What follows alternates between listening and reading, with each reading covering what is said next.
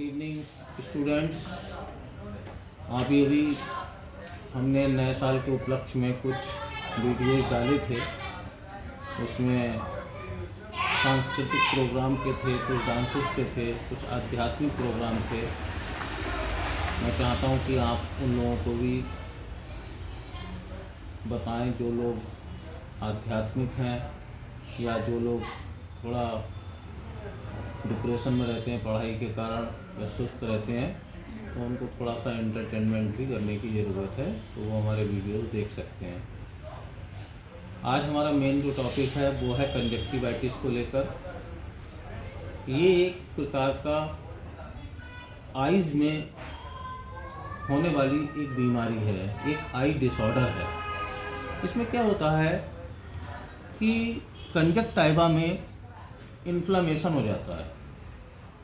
अब आप सोचिए कि कंजक्टाइवा क्या है। एक प्रकार की ट्रांसपेरेंट म्यूकस मेम्ब्रेन होती है जिसके ऊपर एक सफ़ेद कलर का एक पार्ट होता है जिसे स्क्लेरा कहते हैं। स्क्लेरा के फ्रंट में एक लेयर होती है जिसे कंजक्टाइवा कहते हैं। तो ये कंजक्टाइवा का काम होता है प्रोटेक्शन करना। इसमें कई बार बैक्टीरियल, वायरल या एलर्जी हो जाती है, जिसके कारण वहाँ पर इन्फेक्शन होगा, इन्फ्लामेशन होगा, जिसे हम कंजक्टिवाइटिस कहते हैं। तो कंजक्टिवाइटिस की जो डेफिनेशन आप लिखेंगे या बताएंगे किसी को, तो वो यही रहेगी: redness and inflammation of conjunctiva caused by viral, bacterial infection or allergic is known as conjunctivitis। हाँ, इसमें कई बार कॉम्प्लिकेशंस भी हो जाते हैं, वो बात की बात है, लेकिन जो सिंपल है उसमें कोई विजन पर इफेक्ट नहीं पड़ता है और ये कॉमनली वायरल इन्फेक्शन होता है। हालांकि इसको कई टाइप्स में बांटा गया है, जैसे फर्स्ट बैक्टीरियल कंजक्टिवाइटिस जो 7 से 10 दिन लग जाते हैं इसको ठीक होने में। अगर इसमें 4 हफ्ते से ज़्यादा होते हैं तो एक क्रोनिक कंजक्टिवाइटिस भी हो जाती है। दूसरा वायरल कंजक्टिवाइटिस है। इसमें ज़्यादातर वाटरी डिस्चार्ज रहता है और ये कुछ ही दिनों में समाप्त भी हो जाती है। थोड़ा सा प्रिकॉशंस लेने की ज़रूरत है जो हम आपको आगे बताएंगे। एक होती है एलर्जिक।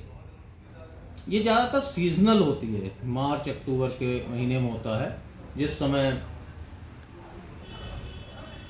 डस्ट वगैरह ज़्यादा हो या पॉलन ज़्यादा हो, जो प्लांट के अंदर पॉलन होते हैं, परागकण जिसको हिंदी में कहते हैं। एक होती है टॉक्सिक और केमिकल कंजक्टिवाइटिस।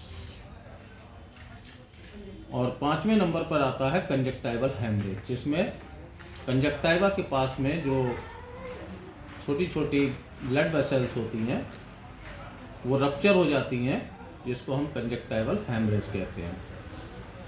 अब बैक्टीरियल के भी कई कारण हो सकते हैं, जो कई तरीके की बैक्टीरिया हैं। स्ट्रेप्टोकोकस बैक्टीरिया है, स्ट्रेप्टोकोकस निमोनियाई है, या हीमोफिलस इन्फ्लुएंजा बैक्टीरिया हैं, वो बैक्टीरियल कंजक्टिवाइटिस करते हैं।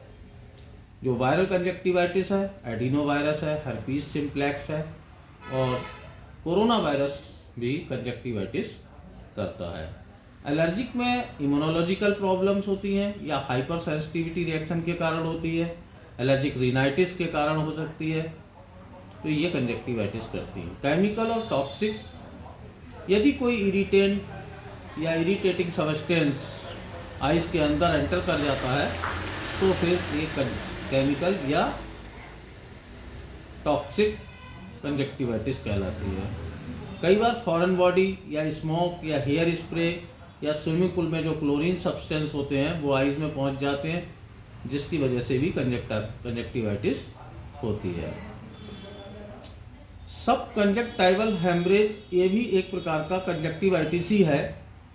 जो हमने आपको बताया कि कंजक्टाइवा के पास में जो स्मॉल ब्लड वेसल्स होती हैं और वो रैप्चर हो जाए या किसी ट्रॉमा के कारण, या कई बार आपने देखा होगा कि जिनको हाई ब्लड प्रेशर एकदम हो जाता है उनको भी आइज रेडनेस हो जाती है, तो उसको भी हम कंजक्टिवाइटिस कहते हैं। अगर हम साइन और सिम्टम्स की बात करें, देखें उसको, तो वही रेडनेस ऑफ आई, आँखें लाल हो जाना, जिसको हम लोग पिंक आई बोल सकते हैं। आँखों में दर्द, pain in eyes, burning sensation, जलन, स्वेलिंग, वाटरी डिस्चार्ज। कई बार आप देखते हैं कीचड़ भी आता है आँखों में, जिसको हम पस डिस्चार्ज बोलते हैं।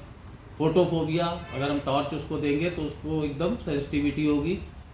तो लाइट सेंसेशंस होते हैं, ईचिंग, खुजली होगी और आँखों में डिस्कम्फर्ट फील होगा। डायग्नोसिस करने के लिए हमने जैसे बताया कि कोई भी पेशेंट हमारे पास आता है तो सबसे पहला काम फिजिकल एग्जामिनेशन है। हमने उसकी रेडनेस को देखा, स्वेलिंग को देखा, टॉर्च डाल के उसका फोटो सेंसेशन किया, मतलब जो जनरल चेकअप होते हैं वो किए। कई बार ज़रूरत पड़ती है तो आई स्पेशलिस्ट इसमें कंजक्टाइवल टिश्यू का कल्चर भी कराते हैं। ट्रीटमेंट पार्ट हम कोशिश करते हैं आप लोगों को अपने चैनल पर ना दें, लेकिन फिर भी नॉलेज के लिए आपको पता होना चाहिए। इसमें एंटीबायोटिक का कोर्स करते हैं, क्योंकि अगर बैक्टीरियल इन्फेक्शन है, इसमें कई एंटीबायोटिक आते हैं, क्लेंडामाइसिन है, एरिथ्रोमाइसिन है, मॉक्सीसाइक्लिन है, और एंटीवायरल ड्रग्स का भी यूज़ किया जाता है अगर वायरल इन्फेक्शन है।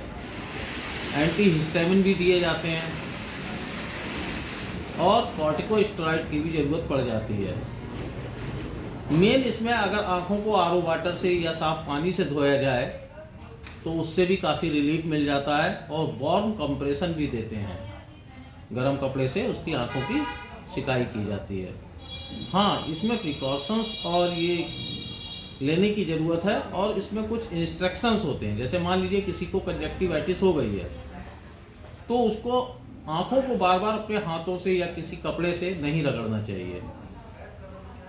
उसमें टिश्यू पेपर का यूज़ करें और उस टिश्यू पेपर को ऐसी जगह डालें जो दूसरों के पास तक ना पहुँचे, क्योंकि कई बार ये घर में एक को अगर हो जाए तो दूसरों को भी होने के चांस रहते हैं। क्योंकि आपने आँख को छुआ, फिर किसी सरफेस को छुआ, उसी कैंडिडेट ने उस सरफेस को छुआ और आँखों को मला, तो ये स्प्रेड हो जाती है और कई बार एक कम्युनिटी में भी फैल जाती है। क्यों? क्योंकि ये एक दूसरे से उसके टच करने से, क्योंकि वायरल है या कहीं भी कोई इन्फेक्शन है, वो दूसरा हाथ लगाएगा, आँखों पर जाएगी तो वो स्प्रेड करती चली जाएगी। हाँ, ये गलतफहमी है कि लोग कहते हैं कि उसने उसकी आँख देख ली उसकी वजह से हुआ। ये एक्चुअली देखने से नहीं होती है।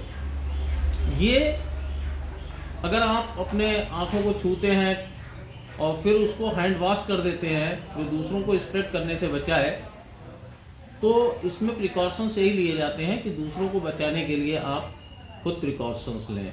अपनी टॉवल्स को, अपनी पिलो को शेयर ना करें, प्रॉपर हैंड वॉश करें, आँखों को ज़्यादा छुएं नहीं, अगर छू रहे हैं तो टिश्यू पेपर यूज़ करें, टिश्यू पेपर को अलग से फेंकें। ऐसा नहीं है कि वो दूसरे लोगों के हाथ में लगे और वो फिर कम्युनिटी में फैले।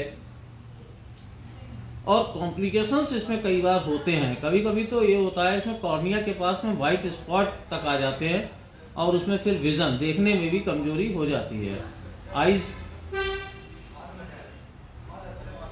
में काफ़ी दिक्कत होती है, उस समय दिखना भी कम हो जाता है। तो ऐसी कंडीशन में हमने आपको बताया कुछ जो ऑप्थेल्मोलॉजिस्ट होते हैं उनके पास एक्सरे कॉम मशीन्स होती हैं, मैग्नीफायर होते हैं जो डायग्नोस कर लेते हैं कि किस टाइप की कंजक्टिवाइटिस है, उसका प्रॉपरली ट्रीटमेंट हो जाता है। हमारा सुझाव है कि आप इसके बारे में जानकारी रखें।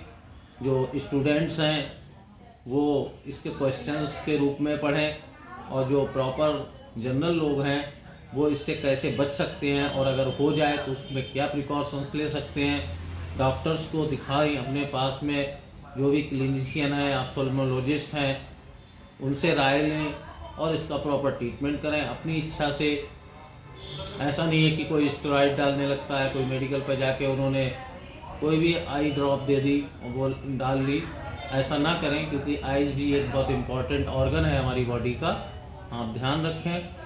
और इसी के साथ हम कंजक्टाइवा के इस प्रोग्राम को विराम देते हैं।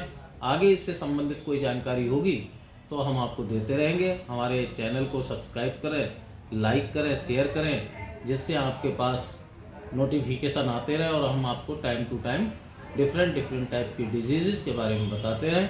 नमस्कार, गुड नाइट।